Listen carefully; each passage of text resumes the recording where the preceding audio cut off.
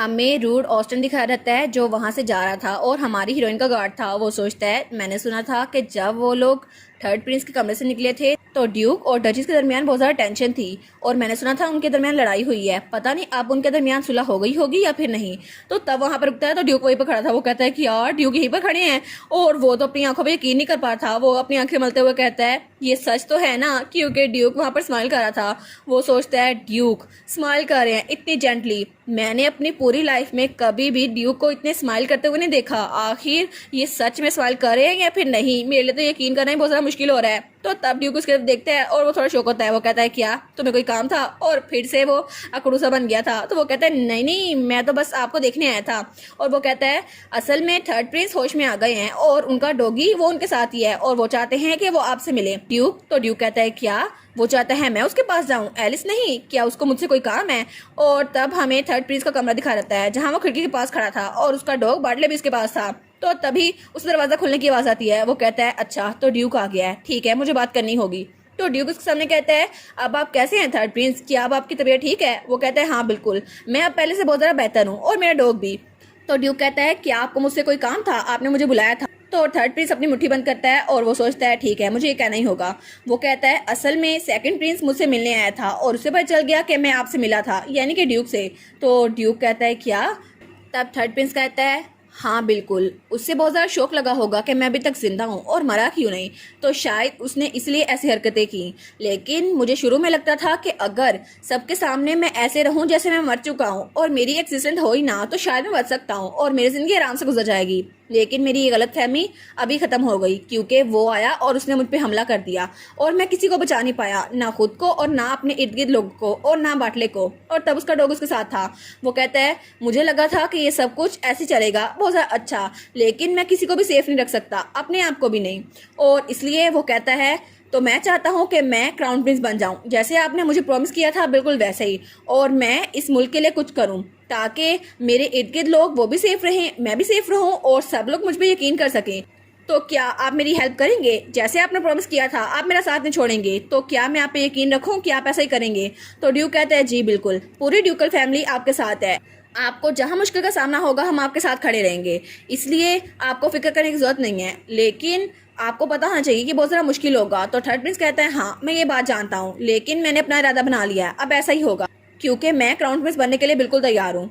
और उसके बाद सीन चल रहता है और हमें हमारी एलिस दिखा जाती है और वो वहाँ बैठी हुई थी। वो सोचती है क्या ये मैं यहाँ पर कैसे आ गई? और तब वो बेड पे देखती है और सोचती है मैं तो अभी यहाँ पर लेटी हुई थी ना। लेकिन तभी वहाँ पर ड्यूक आता है और वो उसके ऊपर था। वो कहती है हैं ड्यूक? तो वो कहती है ड्यूक आखिर ये ऐसे क्यों कर रहे हैं? वो कहती है कैलियोस, और कैलियोस स्माइल कर रहा था। तो तब वो सोचती है आखिर ये सिचुएशन ऐसे कैसे हो गई, शायद हम लोग इकट्ठे ही हैं इसलिए। तो तब ड्यूक उसके चेहरे पे हाथ लगाता है और कहता है अब तुम कैसी हो एलिस? तो एलिस कहती है ओ मैं तो ठीक हूँ। लेकिन तब ड्यूक उसके करीब होता है तो वो सोचती है अब क्या होने वाला है? तो कहती है ड्यूक क्या कुछ कहना था? तो ड्यूक उसके कान के पास होता है तो और ज़्यादा ब्लश करने लग जाती है। तो ड्यूक कहता है अब उठने का वक्त हो गया एलिस। तो एलिस कहती है क्या, किसका वक्त हो गया है? और तभी उसकी आंख खुलती है और ये सारा का सारा सिर्फ उसका ख्वाब था। वो कहती है हैं मैं सो रही थी और ये सारा मैंने ख्वाब देखा। और तब उसका कपड़े वहीं पे पड़े हुए थे। वो सोचती है सुबह हो भी गई इतनी जल्दी, कल तो मैं बहुत ज़्यादा थक गई थी, मैंने बस कपड़े चेंज किए और आराम से सो गई। लेकिन तब वो तो बहुत ज़्यादा ब्लश करने लग गई थी। वो कहती है आखिर ये सारा ख्वाब था, लेकिन मैंने ऐसा ख्वाब क्यों देखा? और वो तो बहुत ज़्यादा एम्बैरस हो गई थी। वो सोचती है अभी कल तो ड्यूक मेरे साथ था और मैंने इतनी ज़्यादा एम्बैरसिंग हरकतें की, लेकिन अभी मैंने ये ख्वाब क्यों देखा? ये कितना एम्बैरसिंग लगता है ना। लेकिन चलो खैर है, ये सब कुछ कैलियोस की वजह से हुआ है, वो यहाँ पर आया था ना इसलिए। और कल उसने मुझे कहा था कि मैं उसके लिए बहुत ज़्यादा इंपॉर्टेंट हूँ और पूरी दुनिया में सबसे ज़्यादा इंपॉर्टेंट, और मैं अपनी मैजिक एबिलिटी किसी पे यूज़ ना करूँ और किसी और को हील ना करूँ। हाँ शायद ये उसी वजह से होगा बिल्कुल। और वो सोचती है लेकिन अब तक तो थर्ड प्रिंस उठ चुका होगा ना, तो क्या अब वो ठीक है? और उसका डॉग वो भी बिल्कुल ठीक होगा है ना? लेकिन उससे फिर से वही ख्वाब याद आता है। वो कहती है आखिर मैं इस बारे में क्यों सोची जा रही हूँ। वो तो बहुत ज़्यादा एम्बैरस हो गई थी। वो सोचती है ठीक है बस मुझे इस ख्वाब के बारे में भूलना होगा, वैसे भी बहुत ज़्यादा इंपॉर्टेंट चीज़ें हैं और वैसे भी ये सब ड्यूक की वजह से हुआ है ना। लेकिन अगर मैं ड्यूक से बात करूँ कि उसने ये सब कुछ क्यों किया और कल वो मेरे बारे में इतना ज़्यादा फिक्रमंद क्यों हो रहा था, तो क्या वो मेरी बात का जवाब दे देगा? लेकिन अगर ड्यूक ने मुझसे अपने प्यार का इजहार किया तो शायद मैं उसके प्यार को कबूल भी कर लूँ। लेकिन तब क्या होगा जब हमारा कॉन्ट्रैक्ट ख़त्म होगा? फिर तो मुझे उसे छोड़ के जाना पड़ेगा ना। और मैं इसके लिए तैयार नहीं हूँ। वैसे भी ये सिर्फ एक कॉन्ट्रैक्ट है, ऐसा हो ही नहीं सकता कि वो मेरे साथ सिंसियर हो। और शायद कैलियोस मेरे बारे में इसलिए फिक्रमंद होगा क्योंकि अपनी हीलिंग एबिलिटी मैं उस पर यूज़ करती हूँ। और तब वो कहती है ठीक है चलो छोड़ो इस बात को, मैं अभी सिर्फ थर्ड प्रिंस के बारे में सोचती हूँ। वो जाग गया होगा ना, क्योंकि वो तो ड्यूक की जगह पे ही है। तभी वहाँ पे आइलिन आती है। वो कहती है आप जाग गई डचीज, क्या अब आप ठीक हैं? और कल आप तो बहुत ज़्यादा थक गई थी, क्या अब आप ठीक है? वो कहती है हाँ मैं बिल्कुल ठीक हूँ। तो आइलिन कहती है लेकिन आपके बाल तो सारे बिखरे हुए हैं, क्या आप ठीक तो हैं? वो कहती है हाँ मैं बहुत ज़्यादा फिक्रमंद हो गई थी ना, इसीलिए मेरे बाल बिखरे हुए हैं। वो कहती है मैं आपके बाल ठीक कर देती हूँ। और उसके बाद सीन चेंज होता है और हमें बटली दिखा जाता है जो अपनी पूंछ हिला रहा था। तो थर्ड प्रिंस कहता है क्या तुम मेरे बारे में फिक्रमंद हो? तुम फिक्र ना करो, मैं बिल्कुल ठीक हूँ, देखो सही मैं बिल्कुल ठीक हूँ। तभी दरवाजे पे दस्तक होती है तो थर्ड प्रिंस कहता है क्या आप कौन है?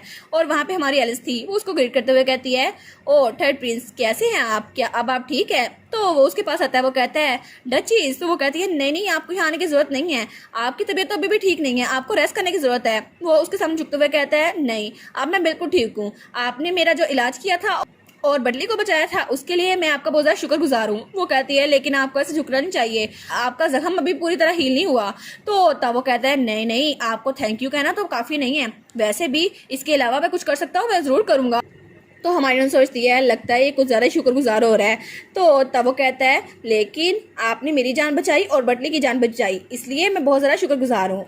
तो क्या मैं आपके लिए और कुछ कर सकता हूँ? वो कहती है नहीं आपको कुछ करने की जरूरत नहीं है, क्योंकि पहले आपने उस गली में मेरी जान बचाई थी ना, इसलिए मैंने तो बस आपकी जान इसलिए बचाई है क्योंकि मैं आपका कर्ज अदा करना चाहती थी। तो वो कहता है नहीं असल में तब मैंने आपकी जान बचाई थी, मैं तो कुछ कर ही नहीं पा रहा था, अगर आप वहाँ पर ना होती तो मैं बहुत ज़्यादा जख्मी होता। तो वो कहती है क्या ये किसी बात का क्रेडिट नहीं लेना चाहता?